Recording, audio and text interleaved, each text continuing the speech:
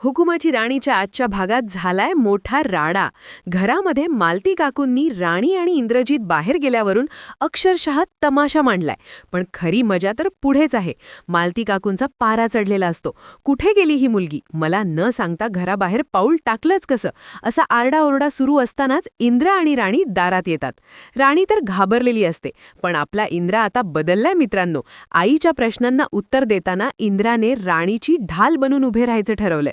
आई, आमची महत्वाची मीटिंग होती, म्हणून मी राणीला ॲडवायझर म्हणून घेऊन गेलो होतो, असं ठणकावून सांगत त्याने राणीची बाजू सावरली.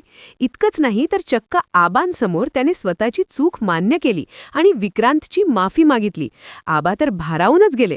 माझा हट्टी मुलगा आज माफी मागायला शिकला, हे सगळं राणीमुळेच घडलंय. इंद्रानेही सर्वांसमोर मान्य केलं की राणी आल्यापासून त्याचं आयुष्य बदललंय. पण तिकडे विक्रांत आणि उर्मिलाच्या पोटात मात्र गोळा आलाय, कारण त्यांचे सगळे प्लॅन्स फ्लॉप होत आहेत.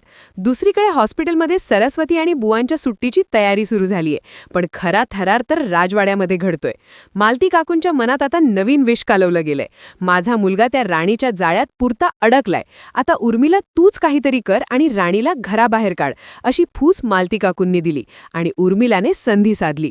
किचनमध्ये राणी स्वयंपाक करत असताना उर्मिला तिथे येते, तिच्याशी हुज्जत घालते आणि राणीचं बोलणं सहन न झाल्याने राणीचा हात चक्क त्या कडकडत्या गरम कुकरला लावते. राणी वेदनेने विव्हळते, तिचा हात पूर्णपणे भाजला जातो. हॉलमध्ये आल्यावर इंद्राची नजर राणीच्या जखमेवर पडते आणि तो अस्वस्थ होतो.